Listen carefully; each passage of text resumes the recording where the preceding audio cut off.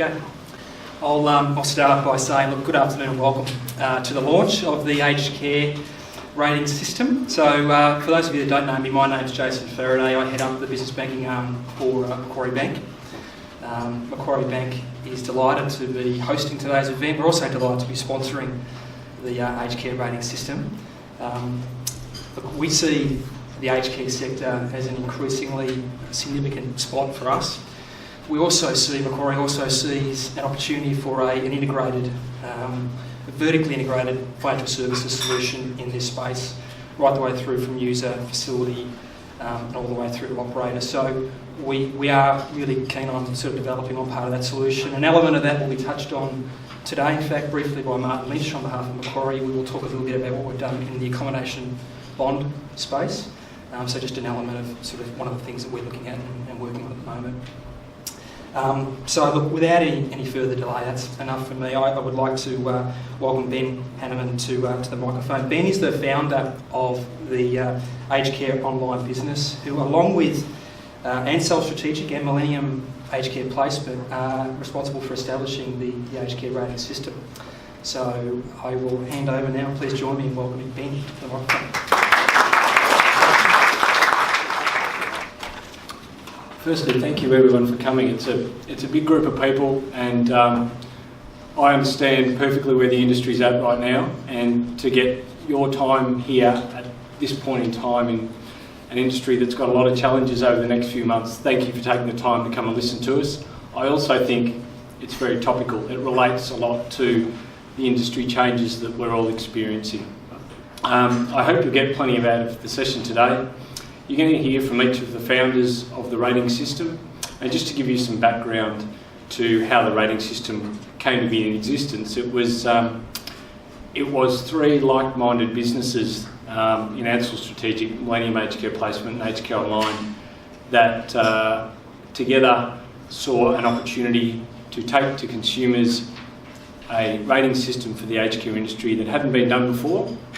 If it was to be done, it needed to be done with businesses with a good footprint, and both myself, Cam and Dana have all been in the industry for 10 years, and indirectly we represent different sections of the sector. Cam does a lot of work obviously in working with providers, consulting, advisory and a lot of strategic.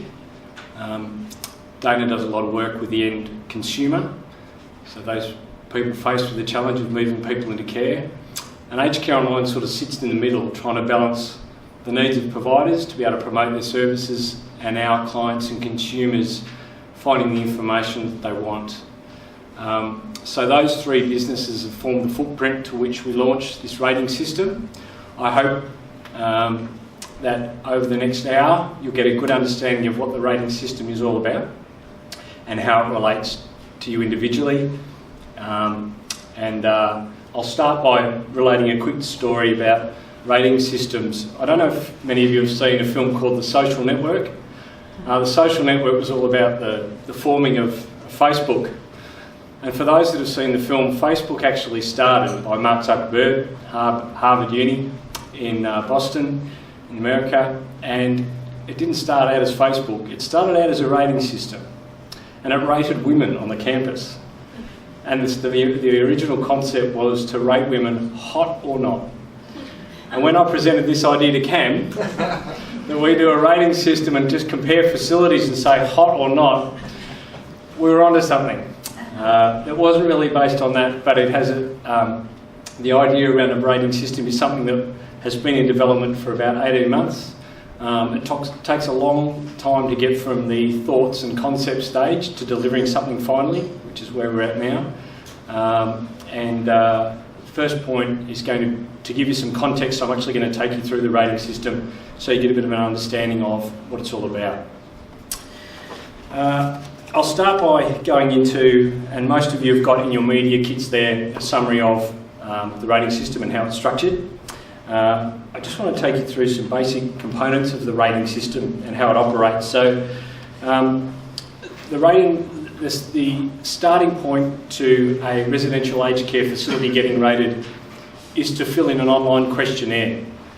So if you're an individual aged care facility, you come to our website and you fill in an online questionnaire. Now that online questionnaire has 4 components: physical form, resident services, resident input, and staff culture. There's one key thing that we don't include in the rating system, and that is level of care.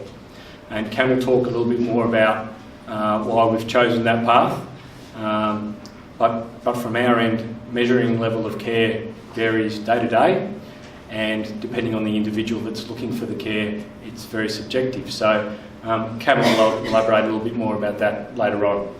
We have our 4 components, and aged care providers can fill in an online form, and they're factually based questions around those 4 categories, about 90 questions in total.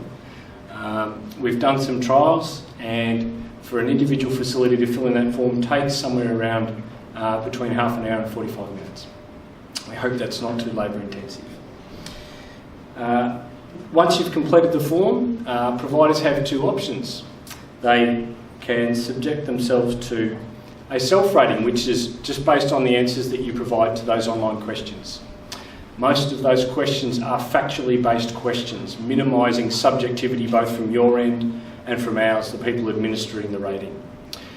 The idea behind that, if we minimise subjectivity and make it as factually based as possible, both ends can see realistically how we've come to a determined rating. On the left you can see a circle, a 4.5 self-rated rating, so that is, you fill in the online form and based on your responses to those questions we generate a self-rating. Simple as that. You go online, you fill in the form, you get a self-rating, and you get a logo and marketing information attached that delivers to you your rating and the fact that it's self-rated. Providers can also choose to take the next step, and that is go down the path of a certified rating, which we have in stars. So a certified rating, someone, an independent person from Aged Care Ratings, comes on site, and their role is to verify that the information you supplied in your online form is accurate. So those people out visiting, and one of the big questions we've got from the industry so far is, who's to say you guys are the best guys to be reviewing my facility and delivering a rating to the industry? Our simplest response to that is we're verifying the information that you've supplied factually in your online form is correct. There are some elements of subjectivity, but they're minimal. So we have 2 options, either a certified rating or a self-rating, between 1 circle and 5 circles, and 1 star and 5 stars. The ratings that we do are valid for 2 years, and we have a pricing structure there that's based on, and it's determined based on the number of facilities that you have. I'll actually want to take you, and we'll be hearing from Julie Mayer soon, who's from Blue Cross, who we've conducted our trial with, and Julie will relate her experience as an aged care provider as to what going through a rating entailed. But I'd like to show you an example of what you receive when you get a rating and how the rating system works as far as your promotional and marketing activities. I have my own, I get bored sometimes. I've managed to load up 3 of my own facilities. I don't think they've passed accreditation, but stick with me. So we've got Ben's Manor, Ben's Lovely Aged Care Retreat, and Ben's Big Bond Residence. Only a 3 circle rating out of 5 for the circles, and we're charging big bonds, we might be in trouble. Now, each of those are examples of aged care facilities that have gone and got a rating done, and you can see down the bottom, this is a completed one here. So you've completed a self-assessment. What we have here is a link to a rating page, which gives users who see your rating some more information about what was entailed within the rating. So we have the 4 categories assessed here, and a summary of your scores for each of those sections, and then a paragraph descriptor. So that when we provide you with a marketing kit with your achieved rating, it links to this page, which gives consumers further information about what that rating means. We also provide everyone with a marketing kit. So if you get a rating done, you can download the logo to use on all your printed marketing material, and we've also built coding allowing you to put your logo on your website and all your other promotional material embedded in your emails, those sorts of things. So that enables you as providers to be able to promote a rating that you achieve on all your own marketing material. One of the questions we often get asked is how, and you can see some examples there of it sitting on the provider website and on their marketing material. How are we going to take this information to consumers? HQ Online is going to play a big role in that. So from this point onwards, all the facilities that get rated, their rating providers have the option to promote their rating on HQ Online. It's a free service. We want consumers to be aware of the rating system. There's a lot of marketing material on HQ Online about the rating system, and so all the facilities profiled within our HQ Online environment will have the rating system sitting with it. So that's a summary of how the rating system is structured. Let's assume a worst case scenario when an HQ provider comes along and they get a 1-star rating, and they had grandiose visions of getting a 5-star rating. As a provider, you have the option of not publicising your rating, obviously. So it's something that you can do and choose not to publish. So the provider, in the end, determines whether they're going to use the rating or not. A couple of other things I just want to address with the rating system is where we're headed as an industry and how this relates to our consumer-directed care model and all the reforms that are taking place at the moment. The view that I hold with HQ Online and the history that we've had in the industry is 8 or 9 years ago, putting a photo up and 2 paragraphs about your facility to consumers was almost leading edge when the web was first around. We've now gone down the path of doing things like virtual tours and video tours, trying to give consumers a little bit more information. But consumer-directed care opens up a whole new area of thoughts, reviews, thinkings around people about what they think about individual aged care providers. We see the rating system as an individual third-party take on your facility. So consumers then get to jump online, have a look at different options, and then they get an independent view of how the facility is rated, rather than hearing a lot about what the facility thinks of themselves. And we think that's a really valuable tool for our consumers. I just wanted to finish by talking about the marketing promotion side of any aged care provider and their message to consumers. It's hard when you're internally working as an aged care provider to get a view of how consumers perceive you and their thoughts and their views on what you provide as a service. And I think almost every provider agrees that the best referral they can possibly get is word of mouth referral. If I know someone who's gone in and had a good experience at a particular aged care facility, I'm convinced that, okay, that's big kudos for me. So what we're trying to build within Aged Care Online and as an element of this aged care rating system is to provide that security of mind when users are looking, that they can see an independent party's rating of a facility, and we want to take that further with Aged Care Online down the track of people being able to post reviews, thoughts and comments on aged care provision. And I encourage you as providers to open yourselves up to those areas, whether it be on Facebook, social media, within your own websites, delivering to consumers what they really want to see. And often the feedback I get is, well, someone might say something negative about my aged care facility or the service that I deliver. And my response to that is, well, they're going to be talking about you anyway. It's just a matter of whether you want to hear it. And if people can see online that you're addressing those concerns and responding to them and being proactive about them, I think we're coming a long way down the track of delivering to consumers what they want.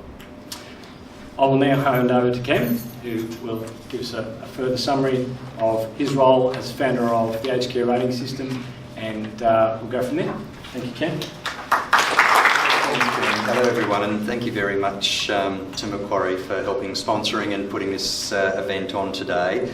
I will talk a little bit more on the star rating system in a little while, but we thought it might be nice to have a bit of a change of pace and talk a little bit about some of the other changes that we're seeing in the industry and across the sector at the moment, particularly in relation to mergers and acquisition across residential aged care in particular across the country.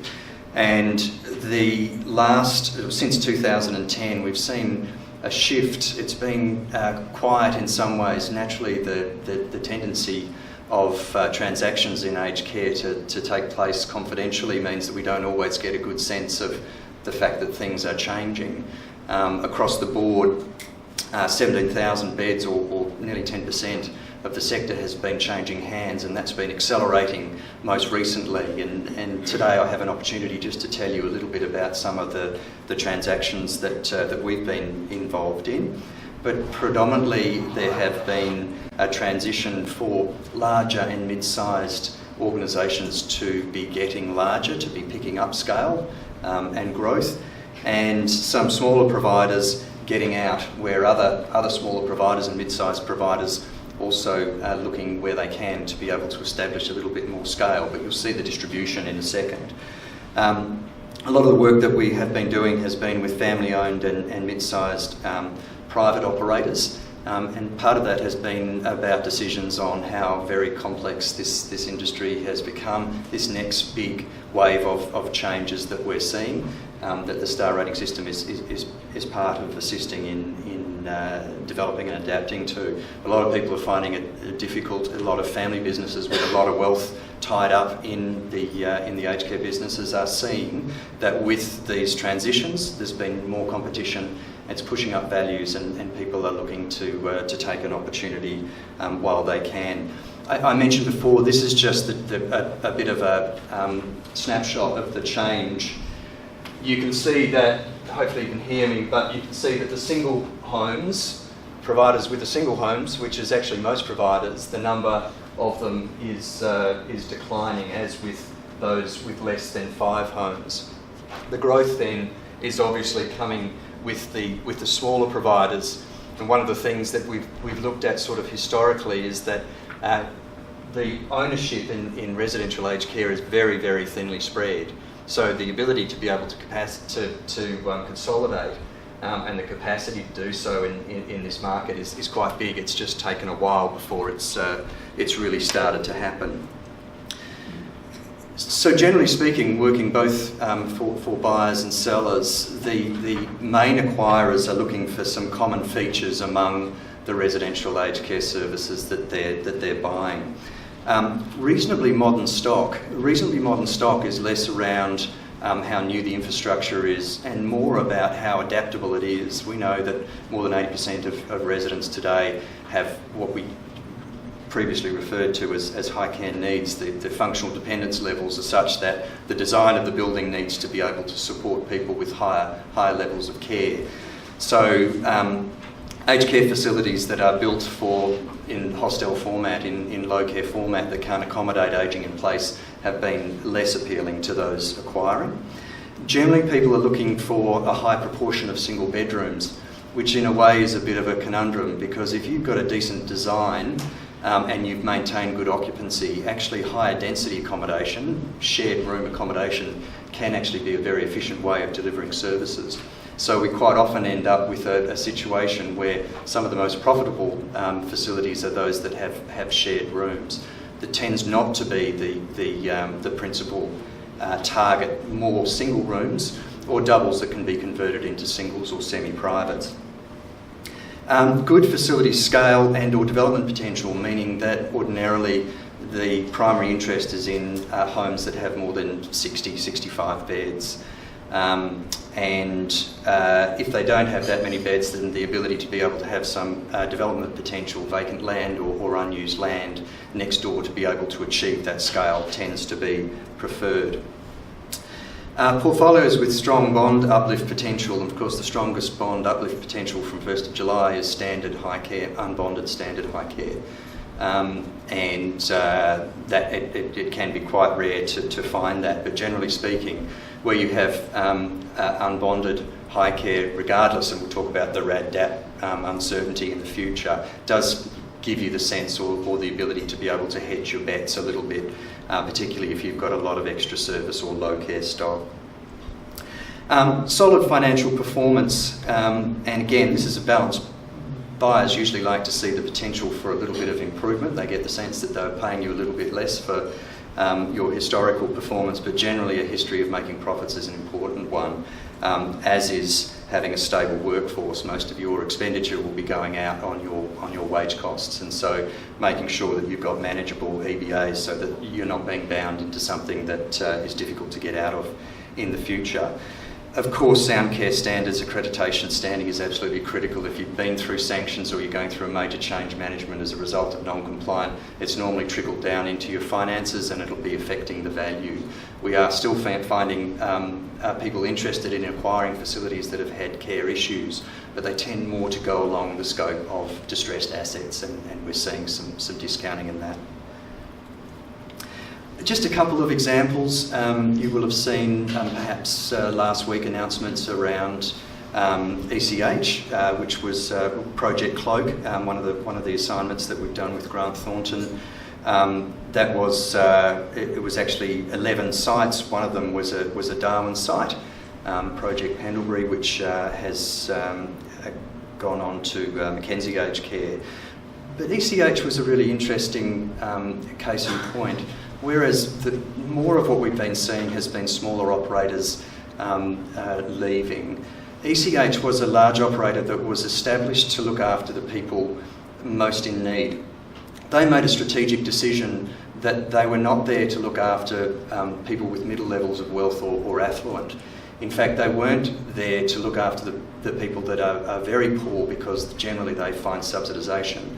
They found within retirement living and in home care an area where there was scope and a need to be able to provide more services. They also felt that being a provider of home care, residential care and retirement living was cutting it a little bit fine. And so they have sold their residential aged care services to Ality, and will use that to be able to rejuvenate their retirement living and expand their home care operations. So a very strategic decision about what being a not-for-profit was for them, and going back to their original cause.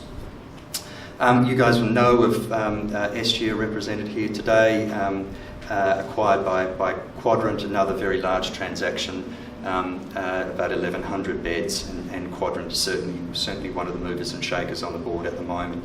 There are another number of other projects happening at the moment. I can only tell you the ones that have Collingwood names, but generally these are smaller and mid-sized organisations, predominantly privately owned, not religious and charitable organisations. So watch this space. We'll continue to move with changes. The biggest acquirers, as I mentioned, Quadrant, Archer Capital through its vehicle, Ality, Quadrant through Estia.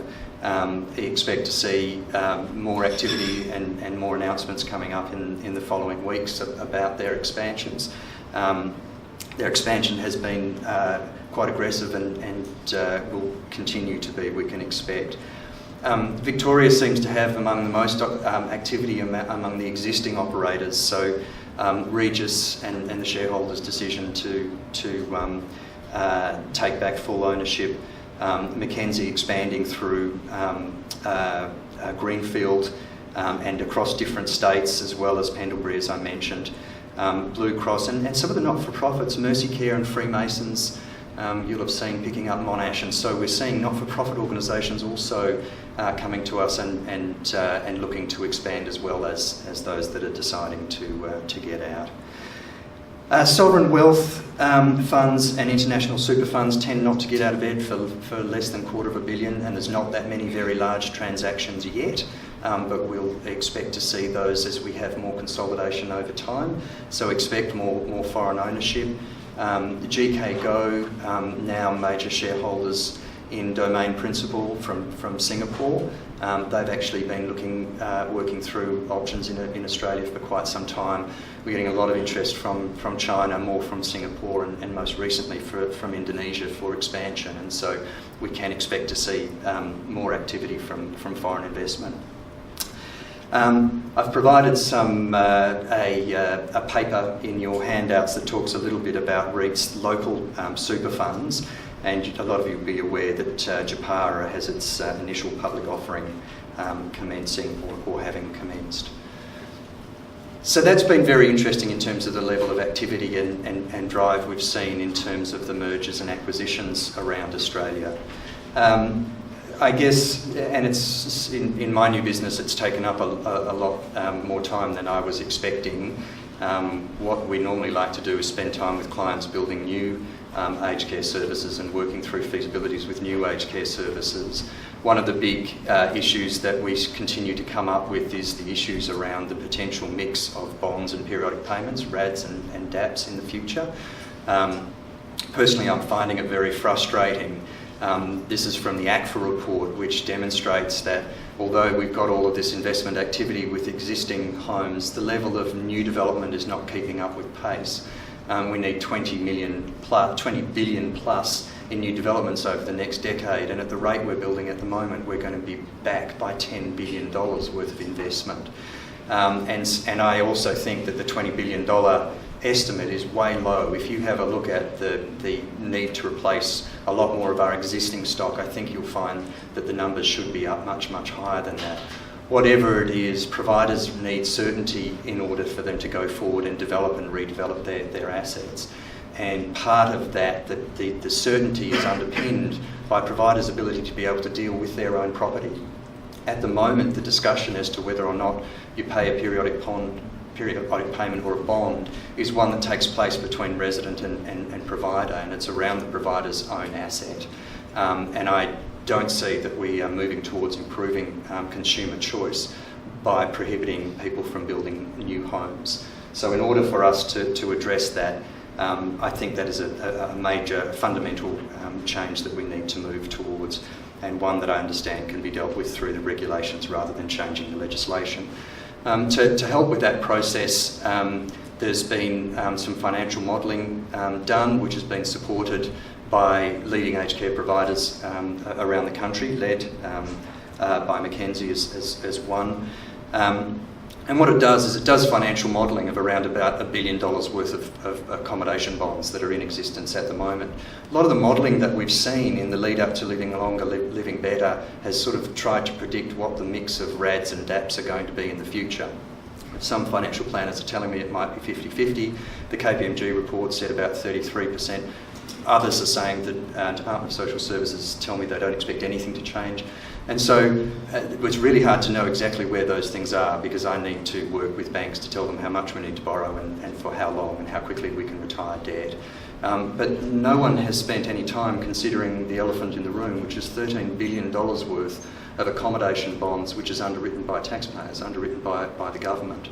And so the consequence of moving from a system where a lot of my clients just operate within their prudential requirements, and so they have enough cash available so that if someone leaves or dies, there is time for someone else to come in, sell their home, pay a bond, and that liquidity gets managed in that way.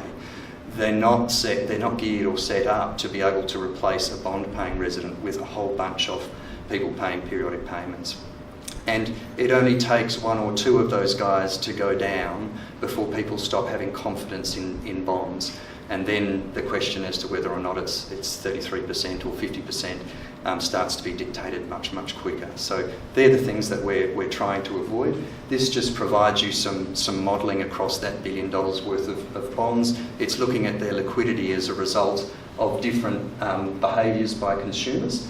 The blue one there is the KPMG 66% bonds.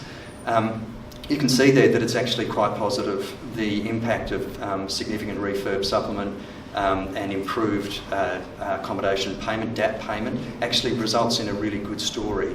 And as long as there is better control and providers being able to work with consumers to be able to build and sort accommodation payments that work for both of them, then actually the results show really positives.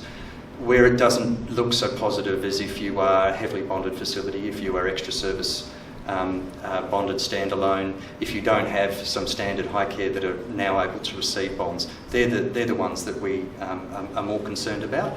We need to avoid a situation where, as of 1st of July, we're pushed into a situation where we're not able to manage some of those liquidity issues. But anyway, I'm sure we'll get it sorted. So the future, exciting things happening. IPO for Japara would be really, really exciting to see how that one comes out. A lot of consolidation that we're seeing that's actually in play at the moment, and we'll continue to provide you updates with how those those transactions are going. We will continue to see some large operators exit, and as I said, there'll be some announcements over the next couple of weeks of another large one which will be moving on. And we expect more floats, greater investment, foreign investment, and hopefully if we get this accommodation payment policy sorted, we've just got billions of dollars worth of projects just waiting to go, and I think that's going to be the most exciting part of going forward over the next couple of years. Okay, so that was a quick departure from the star rating system. Just to bring it back a little bit before we hear from Dana next. Ben? Martin's next, sorry. Okay, just a quick bit of history that Ben spoke about before. The concept for the star rating system is 6 years old. If it wasn't for Dana and Ben, it would still not be happening because it would be just an idea. But the idea originally came from a guy called Martin Green, who was the CEO of the UK Aged Care Group, which is an absolutely massive peak body. And it stems from the UK, where they introduced a mandatory star rating system. And the star rating system was intended because local government pays for aged care, and they were paying the same amount for quad rooms, people in a quad room, as they were for paying for people with brand new homes. And so the star rating system was to get a differentiation to help them get some relativity between their payments. Where it failed, and it did have a positive impact in terms of helping to encourage people to improve the quality of their accommodation and to get funding for doing that. Where it didn't work was that it included care. So this star rating system is primarily around physical form with some subjective areas, but it's primarily around physical form. Care is such a subjective component, it's so difficult to be able to rate. When we work this through with the Kiwis, the New Zealanders are wanting to try and incorporate care services in with it. You already have accreditation and jump through enough hoops. There are a few people, including people working in accreditation, that are able to be clear and consistent within a snapshot. And so the decision that we made is that this star rating system is very much focused around physical form with components for resident activities and staff culture. But it's largely around objective means of measurement. So, great. Thank you very much. This is just going to be a brief kind of explanation as the logic as to why Macquarie is involved in aged care ratings. So I've known Ben now for I think about 8 years.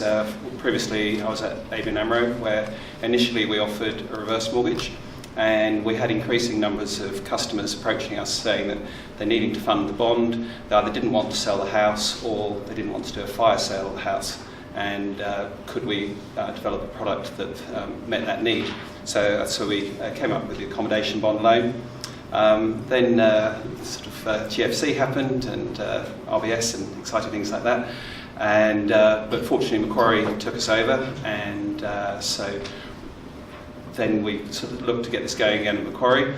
Initially, not a lot of awareness at Macquarie as to how the product worked, but then as ever, the personal side, there was a number of senior people at Macquarie who'd had the experience of elderly relatives moving into aged care and having to deal with this kind of massive issue of how do I fund the bond, what do I do, do I sell the house, do I keep it, etc., etc. So we launched, we got the product together, which started a couple of months ago, which was when I contacted Ben to see sort of what he was up to, and came across this system. And I just think it's excellent. It fits so well with Living Longer, Living Better's intentions of improving transparency. It's, as I say, every conversation I've had internally at Macquarie with people about how the product works and how it supports people in terms of getting them through the complicated situation of where to go, to add in the rating system, which to be able to look at a facility and because my first question was, well, what if somebody gets a 2-star rating? Are they going to happy to have that published? And I think it comes down to if it's appropriately priced, then it's a great thing because the consumer can look at it and go, well, that fits my need, that's what I want for the situation I'm in. So I think it works superbly well, and that's fits very well with Living Longer, Living Better. We're on the Aged Care Online site, so if people are interested in finding out more about how to look at the options of funding the bond through borrowing, then they can come to us. There's a link, I think, on the first page where it's you can ask questions, or if people want to come to me at the end, happy on that. The business banking chaps, I was explaining to them what we're doing, and they've been superb, as you say, leading through to the sponsorship of the rating system today. Some of the solutions that they've suggested in this space are truly innovative, and I think will be a great help to aged care providers. So, for example, this RAD-DAP issue, potential to change DAPs into RADs, so the customer's paying a DAP, but for then Macquarie to convert it to a RAD for the aged care facility. The velocity of the speed at which accommodation bonds are going to need to be repaid and back to the customer is obviously going to accelerate with high-level aged care, so potential to offer kind of liquidity facilities around that.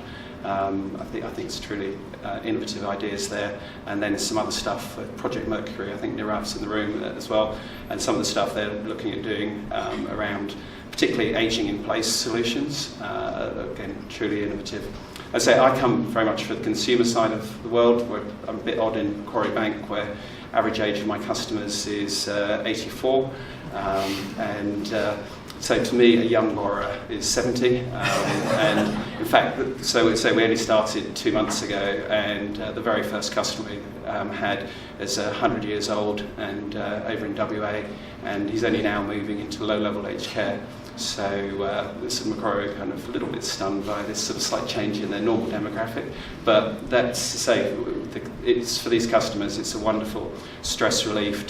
They can deal with the finances later, or selling the house later, etc. It's breathing space for them to make up their mind what they want to do. But anyway, great to be involved in this, and look forward to seeing it develop further.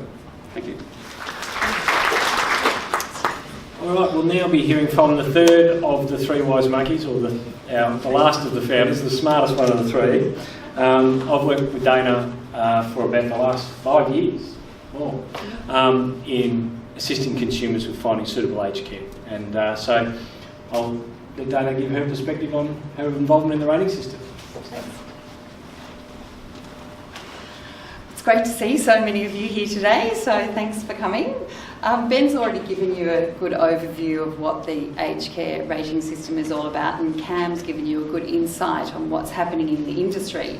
So my role here today is really about giving you a bit of an idea of the impact of what the Living Longer, Living Better reforms have had on the consumer, and then show you how and why the aged care rating system is going to be an essential tool for both the provider and the consumer.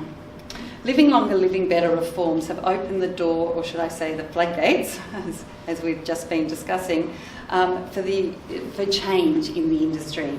It's going to have a very significant impact on what services and what accommodation options are going to be available for everyone. This in the long run is an extremely positive, I think, move for everyone within aged care, particularly the residents moving into care. However, the new reforms do come at a cost. Essentially, it is becoming a more user-pay system. Where users are required to pay, they become far more discerning in where and what they spend their dollars on. Given that the quality of care is regulated by the accreditation standards, and the new reforms demand transparency in regards to fees and charges, consumers are going to be looking for different ways to differentiate what's on offer. We all have different priorities. Some will choose activity programs over a choice of meals, others will demand hotel-style accommodation and wine with dinner. Cultural offerings will also play a large role in the services we have as our ever-expanding multicultural society. This is where aged care rating system gives the consumer a benchmark from which to work.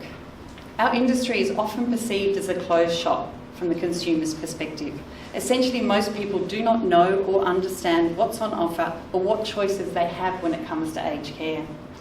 With the new reforms, which include the removal of high and low care, as well as the introduction of additional services, things are only going to get more confusing and difficult for the consumer to decipher. I believe, from a provider's perspective as well as the consumer's perspective, anything we do in the industry that will show that we are open and transparent across the board will assist to uplift the profile of how fabulous aged care really can be, especially when it's utilised at the right time to meet individual residents' care needs as well as their lifestyle choices. We are currently really lucky in Australia. We have some amazing providers out there that are investing very heavily in bricks and mortar, as well as also being extremely innovative, I can never say that word, in the design of accommodation and services they have to offer. This allows operators the opportunity to differentiate themselves from other providers. However, this will have little or no impact on their bottom line if no one knows what they have to offer. At Millennium, we work with families and residents on a daily basis. We meet our clients at a really difficult time in life. Emotions are running high: stress, grief, confusion, fear, uncertainty, and a sense of powerless, and often all very common descriptors that we hear. Our clients may be requiring care themselves, or family members are put in the very difficult position when they are responsible for making a decision for a loved one. How do they make that choice? Millennium provides independent, unbiased information about aged care options available to each client. The aged care rating system will do the same, but on a same thing by providing independent assessment of facilities on a much larger scale across Australia. This will be available to all consumers. We truly understand how independent information empowers clients to make positive choices. Therefore, when the opportunity to become involved in the aged care rating system arose, we jumped at it. It made perfect sense from our clients' perspective. The benefits are obvious. This rating system is a powerful tool that consumers can use to assist them to make informed choices on what works for them. Making the transition from independent living to dependent living is probably one of the most confronting decisions anyone has to make in life. We all know it may happen one day, but most of us still try to pretend for one reason or another it won't happen to me. From my perspective at Millennium, one of the biggest issues potential residents face is that people working in the industry often forget that new clients almost have no experience in this area or knowledge of what to expect from aged care providers. We as individuals and families rarely plan, and more often than not, all our clients have no understanding how to access aged care, what is on offer, how to compare what's on offer, what the differences are in cost of care, and why there are differences in cost of care. Families often are absolutely at their wits' end trying to understand what's actually just going on. Until now, there's been no consistent benchmark across the industry. With the launch of the aged care rating system, now people have the opportunity to compare apples with apples. The aged care rating system is an extremely powerful tool for all consumers. Firstly, they will know it is an independent certified rating. This suggests that the facility they are looking at is willingly opening their doors for all to see. Secondly, they can see immediately where that facility is positioned in the market. In my opinion, consumers often have a preconceived level of distrust with almost all aspects of residential aged care.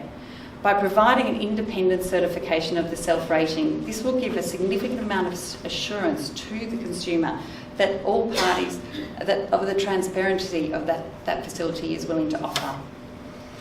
This will definitely have the effect of increasing consumers' confidence in the level of service they can expect to receive.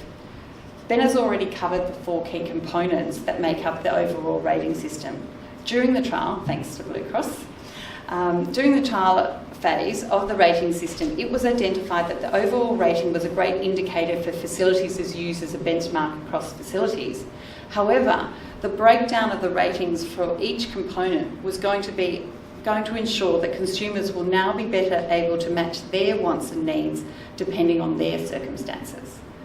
They now have a way of comparing facilities on a level playing field, knowing that the information they are using is objective and independently certified. When choosing a facility, consumers want to know what they are getting.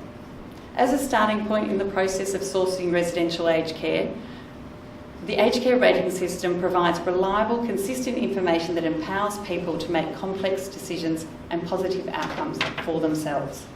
Facilities will be able to promote their services with the knowledge that consumers have confidence that the information provided from the facility is accurate. Consumers will easily be able to match their personal expectations against facilities with vacancies and make an informed evaluation against other providers in the area. We believe the aged care rating system is an exciting opportunity that will have a significant and will become a significant and influential tool that will come to be relied upon by both providers and consumers. Thanks. Thanks, Dana. I remember when we first, one of our brainstorming sessions with Cam and Dana, we were sitting down and we thought, Cam's based in Perth, we've got a history here in Melbourne. I spent a lot of time in Sydney. Where and who and how are we going to get this project started? And we were discussing residential aged care providers that might fit the model of a trial. And after some serious discussion, we thought about who could it be to be the lucky provider that could join us in a trial. And after some thinking, we came to the decision of Blue Cross. And we were very happy with our decision. Internally, the three of us thought, yep, Blue Cross would be a good model. They've got a range of facilities, they're based in Melbourne, we can send people out, they're great. It was then my job to go and convince Blue Cross how lucky they were that they were involved in the trial, which was where the real work started.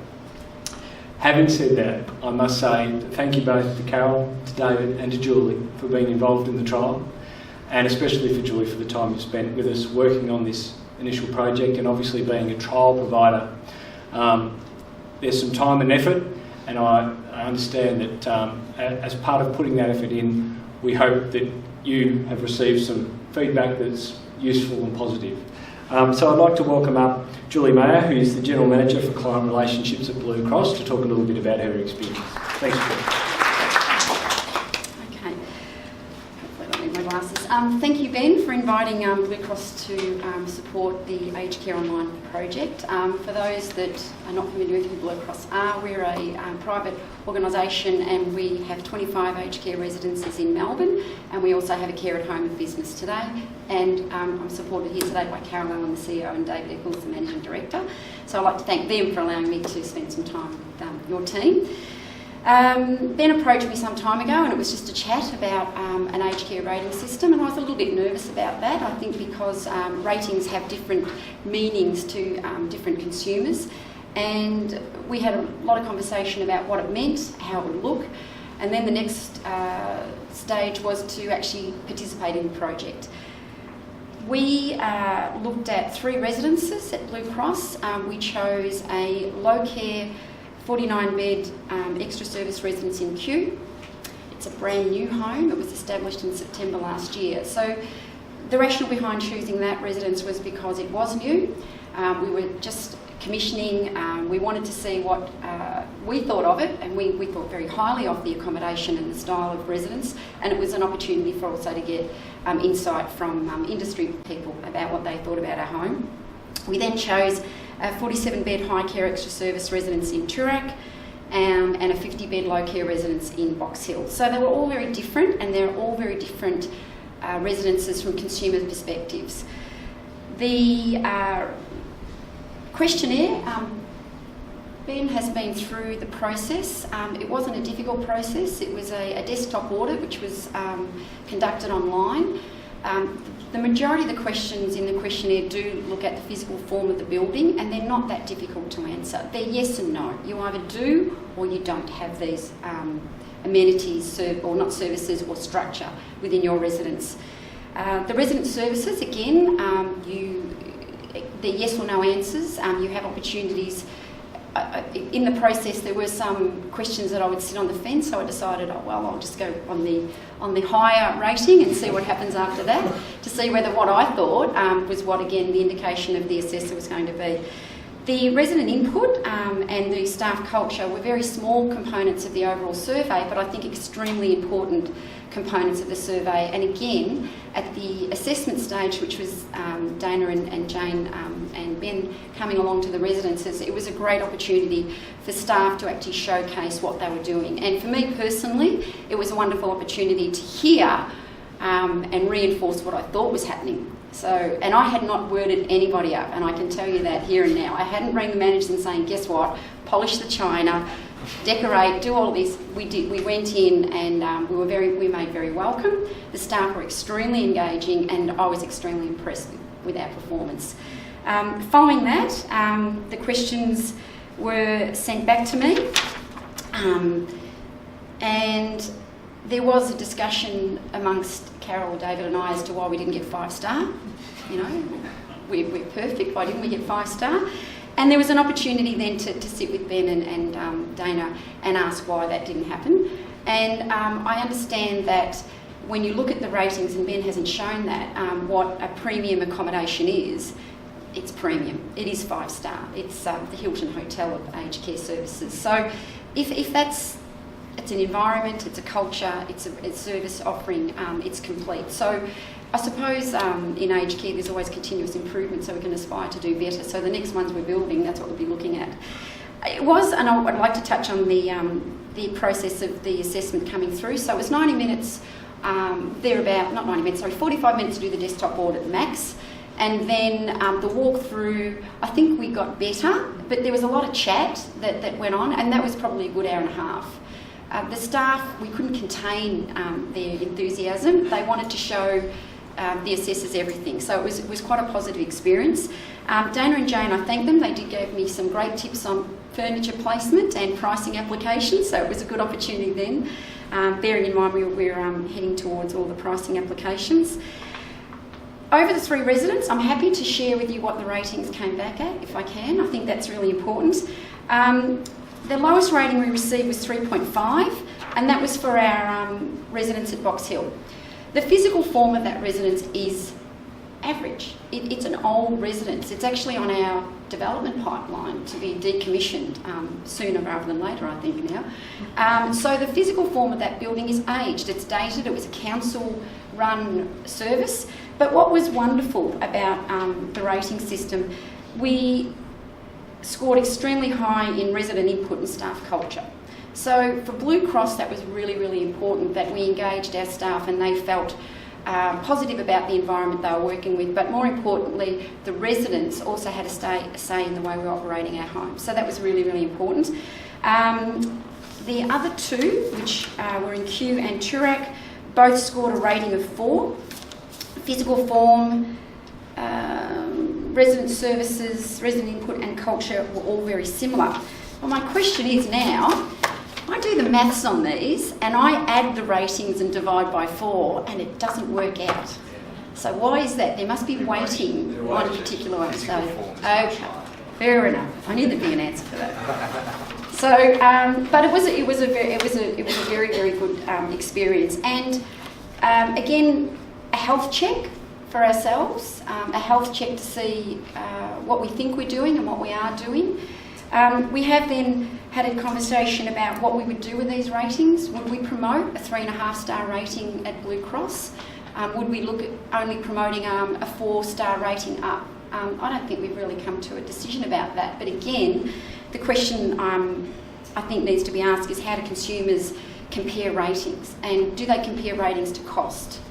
So if I looked at a hotel and I wanted to go to a 5-star hotel, I think I'd be considering that I'm going to be paying a 5-star price. So if you could offer 4-star rating but an affordable price, I think then you've got a very good consumer product. So I think that's really interesting to see how consumers will respond to the rating and whether we can educate consumers that it's not about pricing. But I don't know how we'll do that. That's going to be interesting. We did touch on that the rating system is not an indicator of care. I think you get that when you go into a residence. There's an intrinsic feel when you go into homes. If you see staff are engaged, if you see that there's quality of service and people are happy, then care generally is supported by that. So I think we have the accreditation standards to monitor care and services in their regard. So maybe we'd have to compare the 2 together, and we can, with the aged care rating or the aged care website, they're still talking. I don't know whether they've defined what their clinical indicators are going to be like in the future, but perhaps that is something you can consider, whether we should consider care. From a search engine perspective, I think it will be great, and I do think that consumers do it now. They Google residences by location, but they may start Googling, or not Googling, but looking at aged care online and looking at location and price, and then drilling down. So that would be interesting to see how that works. I know I do that when I'm looking for products, not necessarily aged care homes, but consumables. So it is something to consider. That is the way the market is going to receive the changes in aged services. And I do believe that the rating system will assist consumers to sort through the many residences that we do have across Australia and Melbourne in particular, that's where I work, and maybe put some clarity around pricing points and compare what price is against care and service. That's really all I wanted to say. It was a good experience for Blue Cross. Again, we did want to be aspiring to at least 4.5 stars, and that's okay.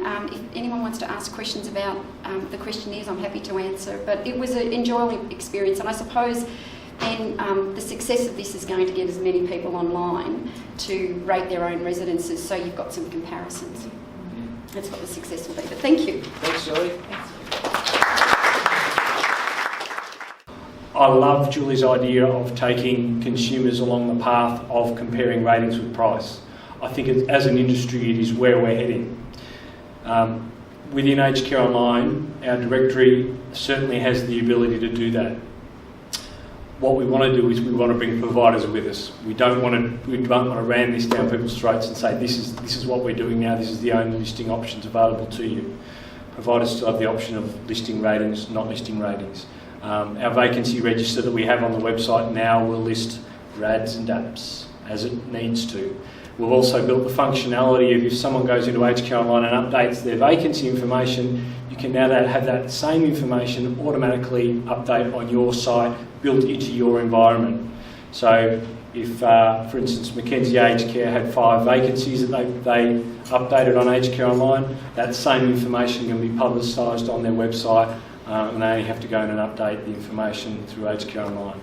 Those sorts of innovations are what we're doing, and exactly what Julie's talking about, giving consumers ultimate power in the way that they research and select residential aged care alternatives.